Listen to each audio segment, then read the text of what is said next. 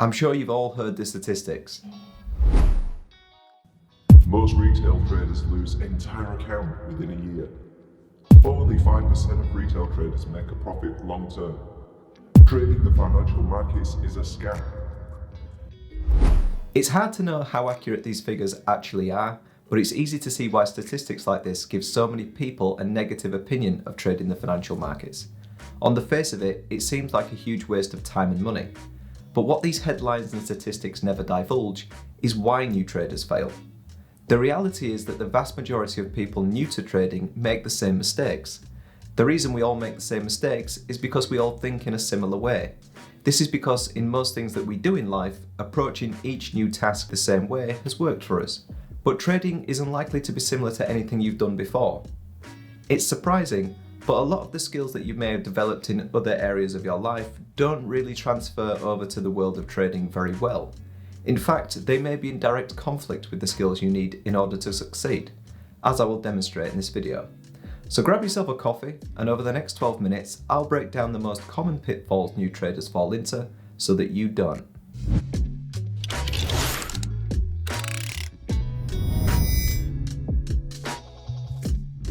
Hi, I'm Luke from Disciplined Trader. I've been trading for nearly 10 years and uploading trading content to this YouTube channel for almost 5 years. If you are new to trading and interested in building your trading knowledge, then hit that subscribe button. I don't think you'll be disappointed. A big problem new traders have that also contributes to many of the other issues that they run into is the expectations they have when they first start learning to trade. A huge benefit of running this YouTube channel is that I get to speak to lots of traders every week via the comment sections on my videos and via email.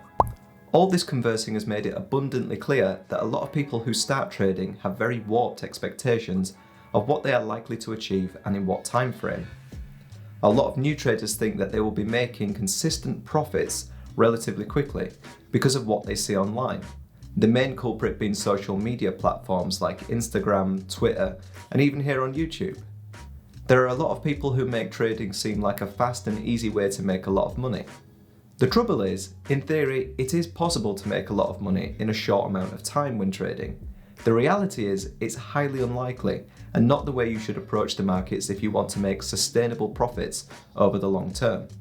I've had people say to me they're looking to make 10, 20, even 50% per month from their trading. These figures are absurd. There isn't an investment on the planet that would make these kinds of consistent returns. I think most people know these figures are crazy, but something in our brain wants to believe they are achievable. So we suspend our disbelief and buy into the hype. Unfortunately, this just leads to disappointment and ultimately failure. The truth is, successful traders make as little as 1 to 2% on average per month. And this could mean that one month you make 8% and then the next month you lose 5%. The returns aren't consistent week to week, month to month, or year to year, and you shouldn't expect them to be. Some traders do make more than this, but new traders shouldn't expect to be able to achieve this in a short amount of time. The traders that make more than this are at the very top of their game. You wouldn't expect to learn to swim and then be competing in the Olympics 3 months later. The principle is the same. You should think of it more like studying for a degree. You're not going to be able to learn what you need to learn and start making money in the markets within a couple of months. It's just not achievable. But 2, 3 years from now, you could be in a very good place.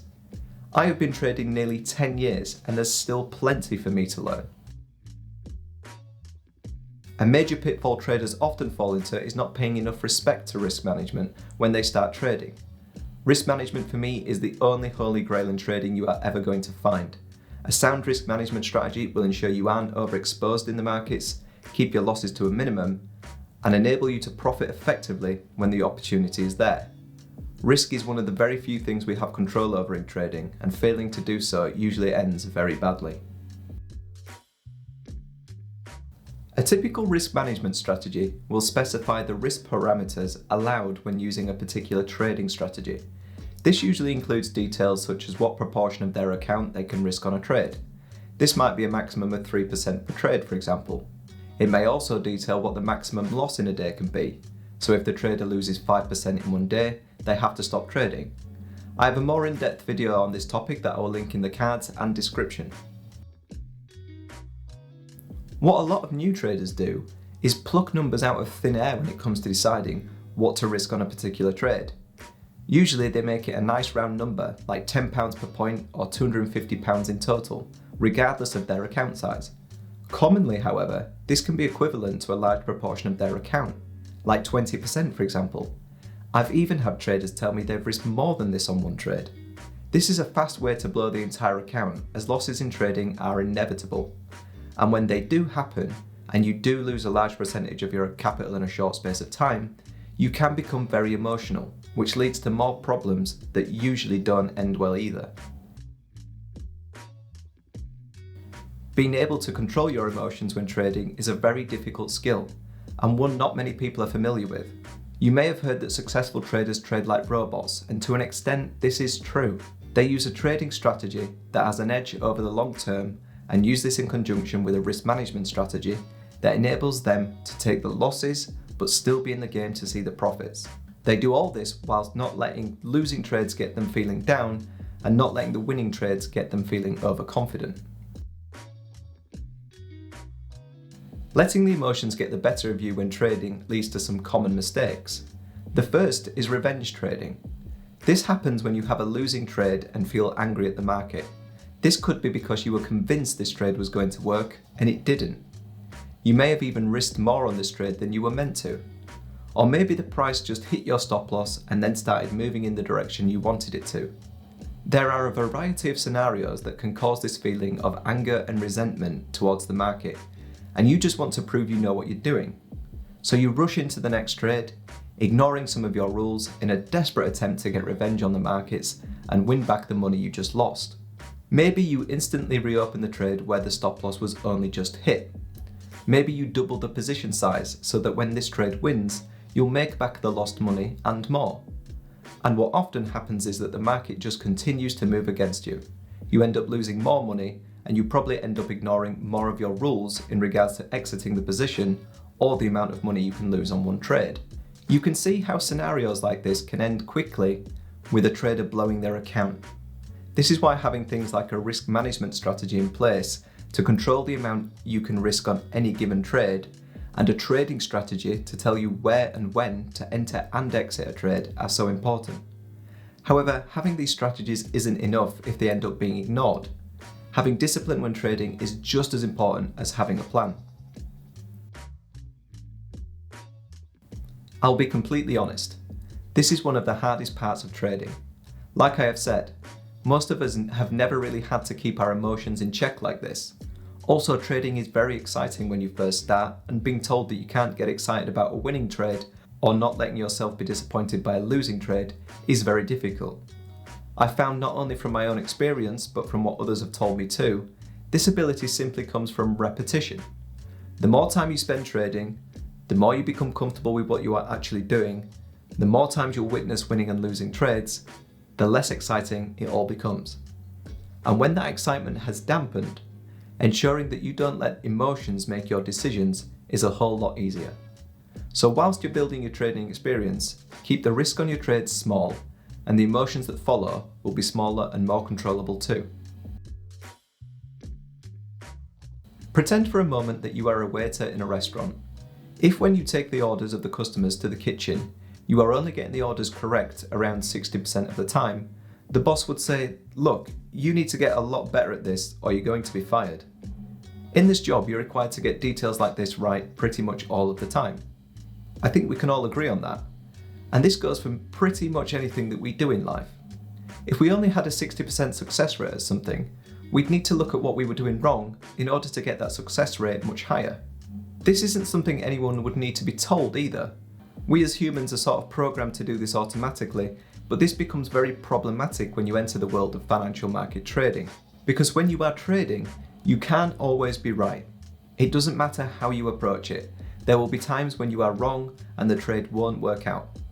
This sounds easy to understand, and it is, but it's one of those things we do as humans where we hear something, but we don't listen. Not really. The thing with trading is, no matter how accomplished you become, being wrong will always be a part of it. You will never be able to eradicate the losing trades completely. It's impossible. And for the traders that struggle to accept this, it can lead to a few problems.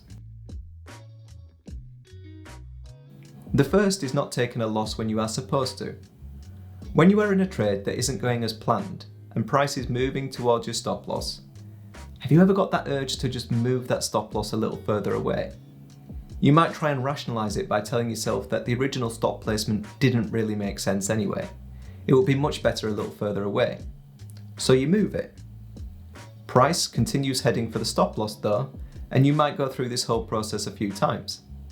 The stop loss getting further and further away from the original entry level each time, until you get to the point where the unrealised loss on this trade has got to a size that you just refuse to accept. So you delete the stop loss level altogether. You tell yourself, I'll close this trade out when it gets back to a certain level. This could be the original stop loss level, break-even level, or another level altogether. The danger now is that price could well carry on moving against your trade and never come back to whatever level you have in your head. And now there is no planned exit point either. The potential loss on this trade is limited only by the amount of money in your account. You can see how easily this sort of mentality can lead to the entire account being wiped out in just one trade. The refusal to accept that we can be wrong can be very dangerous. Equally as damaging though, although not as easy to see, is that in our efforts to be right all the time, we snatch at profits whenever they are available. You may be in a trade that moved into profit quite quickly initially, but now seems to be stalling. It's about 20% of the way towards the take profit level, but it just seems to be struggling to move past the level it's currently at. You may be thinking, you've seen this before. The last time this happened, it stalled and then reversed before hitting your stop loss. Well, instead of watching that happen again, you take the profits whilst it's on the table. Obviously what happens next is price breaks past that level and makes it all the way to the profit target you had originally identified. On the face of it, this might not seem detrimental, but it can be. If you are only realising 20% of the profits you could have made because you got scared that price might reverse, then this will have a huge impact on your long-term profitability. Your winning trades need to pay for the losses and then leave some profit. If you aren't letting your winning trades run long enough to do this, the losses will slowly diminish your account. You may have heard the trading saying, cut your losses short and let your winners run. When I first heard this, I laughed. Of course we all want to do that, but that's easier said than done. I've come to learn that the interpretation of this saying is this. You cut your losses short by accepting the loss and letting price hit your stop loss level. Don't increase the loss by moving the stop loss level, or even worse, deleting it altogether. And you let your profits run by keeping calm when in profit and allowing your trades the room and time to work their way to the profit targets that you've identified. This saying is old but gold. Keep it in mind if you ever find yourself struggling to take the loss or wait for the win.